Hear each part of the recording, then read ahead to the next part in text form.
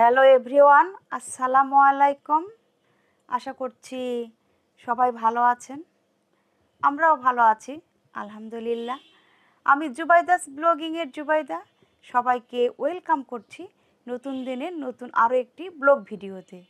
আশা করছি বরাবরের মতো আজকের ভিডিও ভালো লাগবে সবার কাছে। ভালো লাগলে পুরো ভিডিও জুড়ে ভালোবাসা দিয়ে আমার সাথেই থেকে যাবেন। আর যারা লাইক কমেন্ট করতে ভুলে যান তারা প্লিজ একটা করে লাইক দিয়ে দিবেন আর কমেন্ট করবেন। আর ভিডিও যদি একটুও ভালো লেগে থাকে তাহলে যদি মন চায় তাহলে সাবস্ক্রাইব করে দিবেন।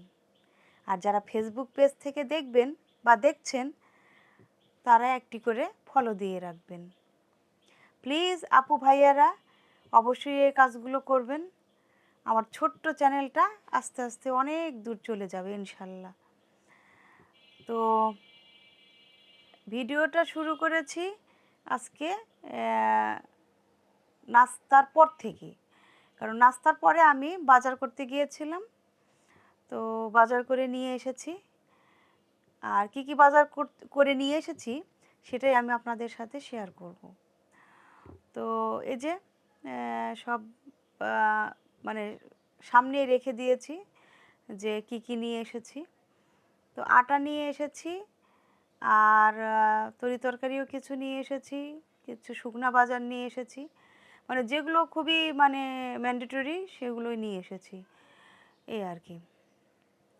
তো এই যে কাচকি মাছ আর মুরগি বা চিকেনটা বা রেখে দিচ্ছি ফ্রিজের মধ্যে, কারণ এখন এগুলো বের করলে তো একটু সমস্যা, কারণ এগুলো আগে সুন্দর করে টাইডি করে রাখবো, তারপরে আমি মাছ মুরগি এগুলো সব সুন্দর করে কেটে নেব। তো দেখতে থাকেন ভিডিওটি, অবশ্যই ভালো লাগবে। তো ফ্রিজে আমি রেখে দিচ্ছি সুন্দর মতো, কারণ এগুলোর আমি ছোটো মাছ যদিও রান্না করব তখন বের করে নেব। তো এখন শুকনো বাজার যেগুলো আছে সেগুলো আগে সুন্দর করে গুছিয়ে নিচ্ছি।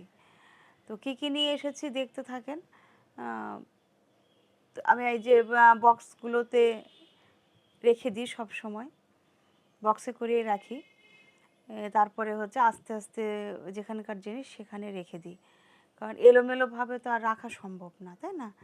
তো এই জন্য আগে হচ্ছে মানে এই কন্টেনারগুলোতে রেখে দিচ্ছি। আর আমি সব সময় যেটা করি সেটা হচ্ছে যখন দেখি যে মোটামুটি বাজার প্রায় শেষ হয়ে গিয়েছে বা অল্প কিছু আছে, তখন একটা বক্সে রেখে দিই, আর এই বক্সগুলো সুন্দর মতো পরিষ্কার করে নিই।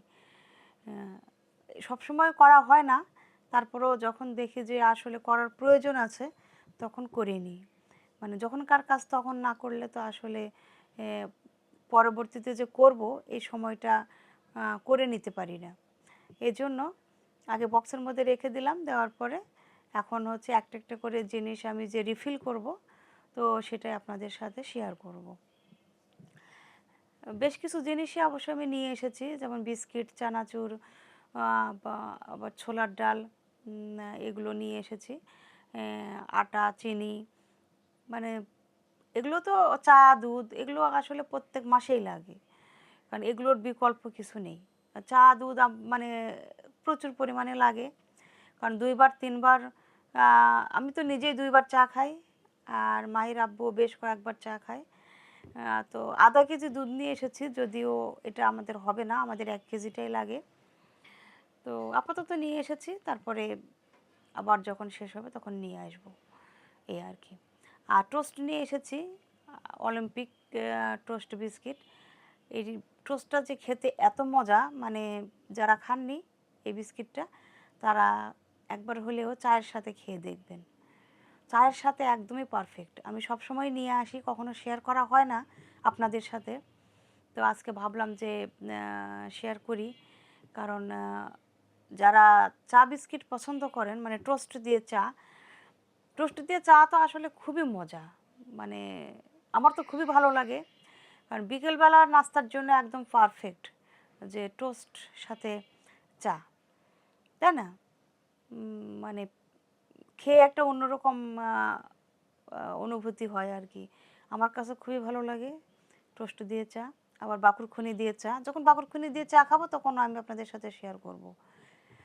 তো এই যে আস্তে আস্তে সব রিফিল করছি। তো গুঁড়ো দুধটাও সামান্য একটু ছিল, সেটা অন্য একটা জায়গায় রেখে দিয়েছি। দেওয়ার পরে আবার এখানে রিফিল করে নিচ্ছি। আর আমি অল্প অল্প পরিমাণেই ঢালি, কারণ ঢেলে রাখি আর কি, বাটি একটা বক্সের মধ্যে, এই কন্টেনারে আর কি রাখি। কারণ পুরোটাই যদি রাখি, কারণ বারবার তো হচ্ছে মুখটা খুলে তো চা করতে হয়, তাই না? তো এটার আসলে টেস্টটা চলে যায়। এজন্য আমি অল্প পরিমাণেই হচ্ছে রিফিল করি, করে যখন শেষ হয়ে যায় তখন আবার রিফিল করি। আমি চা, দুধ এরকমভাবেই মানে করি আর কি, রিফিল করি অল্প অল্প করে। আর এই যে বুটের ডালটা নিয়ে এসেছি। বুটের ডালটা আমার বাসায় তো, আমার ভিডিও যারা দেখেন তারা তো জানেন যে আমার ভিডিওতে যারা দেখেছেন বেশ অনেকবারই দেখিয়েছি। বুটের ডালটা আমার বাসায় খুব বেশি চলে। দেখা যায় গরুর মাংসের সাথেও রান্না করি, ডিমের সাথেও রান্না করি, আবার অনেক সময় সবজি যখন রান্না করি তখনও আমি বুটের ডাল একটু দিই, ভালো লাগে আর কি। এই আর এই যে আমার মশলার বক্স, এখানে আমি হলুদ, মরিচ, ধনিয়া, জিরা এই 4টা জিনিস রাখি। তো জিরাও আমি একটু রিফিল করে নিলাম, পুরোটা ঢেলে নিব না, সেন্ট চলে যাবে। আমি তো আগেই বলেছি যে কোনো কিছুই আমি মানে পুরোটাই ঢেলে রাখি না, অল্প অল্প করে রাখি। আমার কাছে মনে হয় যে টেস্টটা নষ্ট হয়ে যায়, প্যাকেটটা খুললেই টেস্ট নষ্ট হয়ে যায়, এজন্য অল্প করে রেখে দিই। আর বাকিটা হচ্ছে আমি সুন্দর করে বেঁধে রেখে দিই, এই আর কি। তো অফ ক্যামেরাতে আমি কচু শাকটা কেটে নিয়েছি, কারণ কচু শাক ভর্তাটা আমি খাবো, আর বাকিটুকু রেখে দিয়েছি। ওটা আবার অন্য কী রান্না করতেছি সেটাও আমি আপনাদের সাথে পরবর্তীতে শেয়ার করব। তো এখানে শুধু পাতা নিয়েছি, কচু পাতা অল্প একটু ভর্তার জন্য। আর হচ্ছে ছোটো মাছটাও কেটে ধুয়ে পরিষ্কার করে নিয়েছি। কাচকি মাছ তো আসলে সেভাবে কাটার কিছু নেই, জাস্ট ময়লাটা পরিষ্কার করা। আর আমি মানে যে মামার কাছ থেকে আসলে নিই এই মাছ, কাচকি মাছটা ওনার কাছে আমার ভালো লাগে, কারণ ওনারটা একদমই পরিষ্কার ঝকঝকে। এই জন্য আমি ওখান থেকে নিই, জাস্ট একটু ধোয়া দিলেই হয়ে যায়, তেমন ময়লা থাকে না, কিছুই থাকে না, এই জন্য আর কি। তো ভাবলাম যে পেঁয়াজ দিয়ে আলু দিয়ে রান্না করব, কিন্তু দুঃখের বিষয় একটাই যে আমি টমেটো কিনতে ভুলে গিয়েছি। টমেটো বাসায় ছিল না, আর টমেটো একদমই নেওয়া হয়নি, মানে একটু মনে নেয় যে আমি টমেটোটা নেই, টমেটো বাসায় নেই। কারণ ছোটো মাছের চচ্চড়িতে টমেটো ছাড়া আসলে ভাবাই যায় না, আমার তো তাই মনে হয়। তো এই এখন কি করার, যেহেতু ছোটো মাছ আমি আজকে রান্না করব, টমেটো নেই, এখন এভাবেই রান্না করতেছি। তো এই আর কি, সব মশলা একসাথে নিলাম, পেঁয়াজ, কাঁচামরিচ। তো আজকে ভাবলাম যে একটু কাঁচামরিচ দিয়ে রান্না করি, কাঁচামরিচগুলো নষ্ট হয়ে যাচ্ছে, তো আজকে গুঁড়ো মরিচ আর না দিই, আজকে হচ্ছে কাঁচামরিচ দিয়ে রান্না করি। আসলে গুঁড়ো মরিচ দিলে কি হয়, দেখতে ভালো লাগে, আর কালারটা ভালো না আসলে আসলে খাওয়ার মজাটাও ঠিক সেভাবে আসে না। আর আমি আর আমার ছেলে দুইজনে অবশ্য ঝাল খুব পছন্দ করি।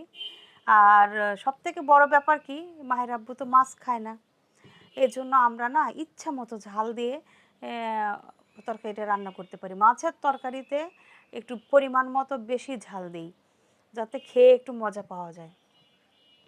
মাহির আব্বু একদমই ঝাল মানে ঝাল খেতে পারে না, একদমই খেতে পারে না। বেচারি একদম মানে কি বলবো আর, খুবই অল্প পরিমাণে ঝাল দিতে হয়, তার মধ্যে আবার টমেটো সস ইউজ করি, মানে পুরো কথা বলতে গেলে আসলে কি বলবো, চাইনিজ যেমন আমরা খাবার খাই মিষ্টি মিষ্টি, এরকম টাইপের। তো এটা আসলে রেগুলার খেতে খেতে একদম মানে বোর অবস্থা, বোরিং লাগে। তো আমার ছেলে বলে, মা একটু বেশি ঝাল দিয়ে রান্না করো তো। ও বেশ মানে ঝাল পছন্দ করে, আর আমিও ও, পছন্দ করি আর কি, কি বলবো আর। তো যাই হোক, এখন যেহেতু মাছ যখন রান্না করি তখন একটু ঝালের পরিমাণটা বেশি দিই, সেটা কাঁচামরিচই হোক বা গুঁড়ো মরিচই হোক। বেশি ঝাল দিয়ে খেলে মানে অন্যরকম একটা টেস্ট পাওয়া যায়।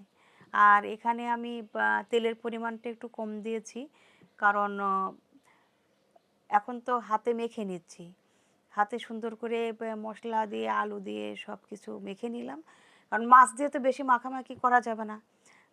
কাসকি মাছ তো একদমই নরম আর ছোট, এটা তো এমনিতে তো দেখা যায় রান্নার পরে আর খুঁজে পাওয়া যায় না, এরকম একটা অবস্থা, শুধু টেস্টটা পাই কিন্তু মাছ মনে হয় খুঁজে পাওয়া যায় না।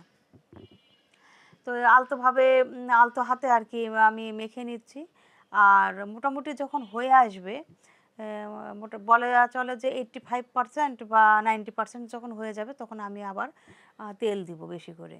কারণ চচ্চড়িতে আবার তো হচ্ছে হাতে মাখা চচ্চড়ি যেটা, সেটাতে একটু তেলের পরিমাণ বেশি না দিলে খেতে ভালো লাগে না, টেস্টের একটা ব্যাপার আসে।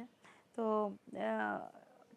মানে সুন্দর মতো করে নেব। আর এই যে চিকেন একটু রেখেছি, কারণ আমার তো চিকেন রান্না করতেই হবে, মায়ের আব্বু তো মাছ খাবে না। আর আমি সবসময়ই প্রতিদিনই চিকেন রান্না করি, মানে আজকেরটা কালকে যে খাবো এটা আমরা সাধারণত খাই না। বিফটা খাওয়া হয়, দেখা যায় বিফ একদিন রান্না করে 2 দিনও খাওয়া হয়, 3 দিনও খাওয়া হয়, কিন্তু আমরা চিকেনটা খাই না। চিকেন একবার গরম করলে সেটার আর টেস্ট থাকে না, মানে একদমই বাজে লাগে খেতে। এই জন্য আমি একদম মানে সেভাবেই রান্না করি যে রাতে খেয়ে যেন শেষ হয়ে যায় এভাবে। তো যাই হোক, 2 দিকে তো রান্না বসিয়ে দিয়েছি, রান্না হচ্ছে, কারণ গ্যাস তো একদমই কম। আমি যদি পুরো রান্নার প্রসেসটা দেখাতে চাই তাহলে তো মানে কি বলবো, আর বলার মতো ভাষা নেই। আর আমি তো দেখিয়ে দিলাম আগে যে আমি কীভাবে চচ্চড়িটা বানালাম। আর কচু শাকে তো পেঁয়াজ কাঁচামরিচ দিয়ে বসিয়ে দিয়েছি, পরে লবণ আর হচ্ছে রসুন দিব, দিয়ে সরিষার তেল দিয়ে সুন্দর করে চটকিয়ে নিব, এই আর কি। আর এই যে টেবিলে একদম খাবার রেডি করেছি, আজকে দুপুরের মেনু আমাদের এটাই, ছোটো মাছের চচ্চড়ি আর কচু শাক ভর্তা আর ভাত, এটাই। আর চিকেনও এই ফাঁকে রান্না করে নিয়েছি। চিকেনের রেসিপি আমি এর আগে অনেকবার দেখিয়েছি। আর এই যে দেখেন মশলা, এই মশলাগুলি সব উঠাতে হবে, একটাও যেন না থাকে। তেজপাতা, দারুচিনি এগুলো তো আসলে থাকেই না, কিন্তু অনেক সময় সাদাটা থাকে, সেটাই মুখে পড়ে। তো যাই হোক, আজকে এ পর্যন্তই। সবাই ভালো থাকবেন, ভিডিওর সঙ্গে থাকেন। আল্লাহ হাফেজ।